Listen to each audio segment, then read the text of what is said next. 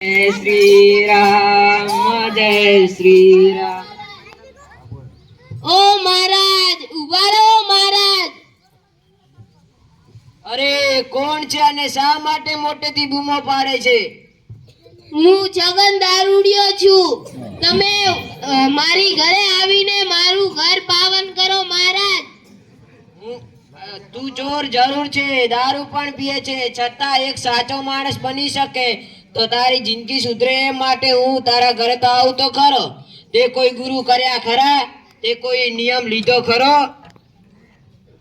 ના महाराज, મેં તો આખી જિંદગી દારૂ પીવામાં અને ચોરી કરવામાં જ બરબાદ કરી નાખી છે। મને એવું યાદ જ ન આવ્યું। તે કોઈ નિયમ ના લીધો હોય તો હું તારા ઘરે કેવી રીતે આવી શકું? તો હું નિયમ લઉં તો તમે જરૂરથી આવશો ને महाराज? હા ભાઈ, તો હું જરૂર આવીશ।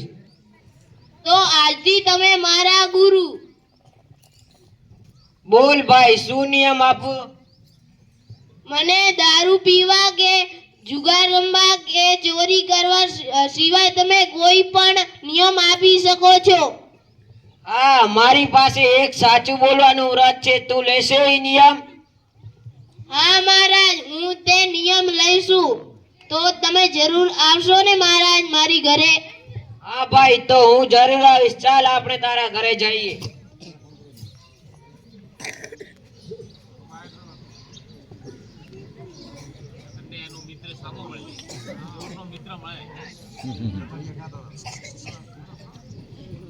અલ્યા એ છગન, શું કરે છે ને આમ તે મોટા કેમ મારે છે? ગોડો થયો છે કે શું?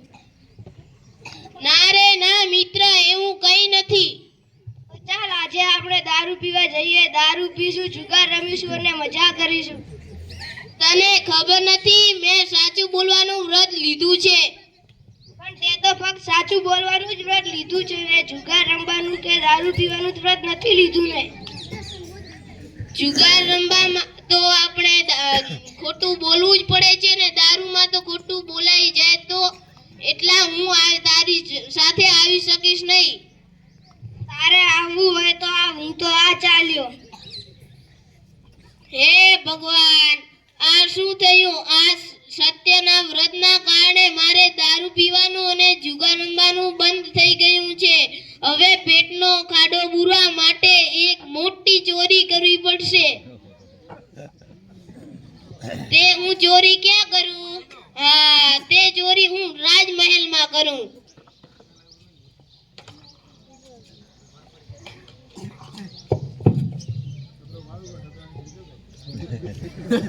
ચોર ચોરી કરવા માટે રાજમહેલમાં જાય છે।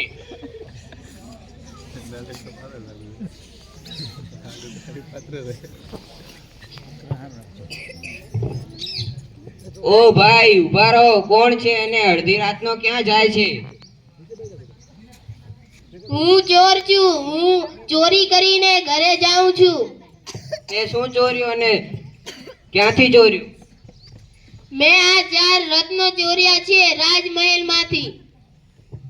વાત તો સાચી છે, ચાલ અત્યારે જઈએ।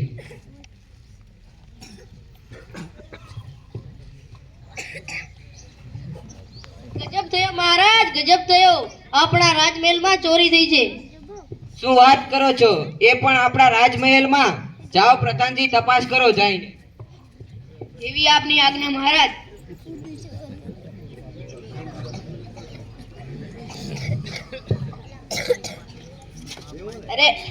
અરે આ ડાબડીમાં તો 7 રત્નો હતા, ચોરે તો ખાલી 4 જ રત્નો ચોર્યા છે। આ 3 રત્નો તો મારી માટે મૂકી ગયો છે। હું જ લઈ લઉં ચાલ। પેટ મોટું છે। મહારાજ, ડાબડીમાં રાખેલા 7 રત્નો ચોરાઈ ગયા છે। શું વાત કરો છો? જાઓ અને એ ચોરને મારી સમક્ષ હાજર કરો। એવી આપની આજ્ઞા હજુર। આ ચોરી કણે કરી છે? મેં તો નથી કરી, હું તો સાવકાર માણસ છું। મહારાજ, હજુ સુધી ચોરનો કોઈ પતો મળ્યો નથી। શું વાત કરો છો? જી મહારાજ, મને કેમ યાદ કર્યો? જાઓ ઓલા માણસને મારી હાજર કરો। જે આપની આજ્ઞા। ચાલ, તને બોલાવે છે।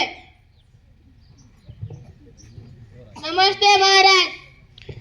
તું કોણ છે અને શું તારો ધંધો છે? અન્નદાતા, મારું નામ છગન છે. હું ચોરી કરવાનો ધંધો કરતો હતો પણ હવે બંધ કરી નાખ્યો છે. ક્યારથી બંધ કર્યો? રાજમહેલમાંથી ચોરી કરી ત્યારથી. શું ચોર્યું? રાજમહેલમાંથી આ 4 રત્ન ચોર્યા હતા. પરંતુ ડબડીમાં તો 7 રત્નો હતા, તે કેમ 4 રત્ન ચોર્યા? કારણ કે હું મારી ઘરમાં એકલો જ છું અને મારા છોકરા કે બૈરા કોઈ છે નહીં, માટે ધનનો મારે ખૂબ જ જરૂર નથી. માટે તો બાકીના 3 રત્નો કોણે લીધા? તે તમને જેણે કહ્યું હશે તેણે લીધા હશે. તપાસ તો પ્રધાનજીએ કરી હતી.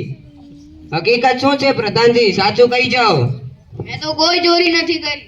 સાચું કહી જાઓ, નકર કડીથી કડી સજા કરવામાં આવશે. હું સાચું કહું છું, મેં કોઈ ચોરી નથી કરી. હકીકત કહી જાઓ, હજી ટાઈમ છે તમારી પાસે. હા, મારા જ આ 3 રત્નો મેં જ ચોર્યા હતા, મને માફ કરજો. આ માણસે તો તેના પેટના ખાડો પૂરવા ચોરી કરી હતી. તમારે શાની ખોટ હતી? તમારે પ્રધાન પદનો કોઈ લાયકાત નથી. સૈનિકો, અને કાળ કોઠરીમાં પૂરી દો. છગન, હું ખૂબ જ પ્રસન્ન થયો. તું સાચું બોલવાથી તને હું આજથી પ્રધાન પદ આપું છું. મહારાજ કી જય હો, મહારાજ કી જય.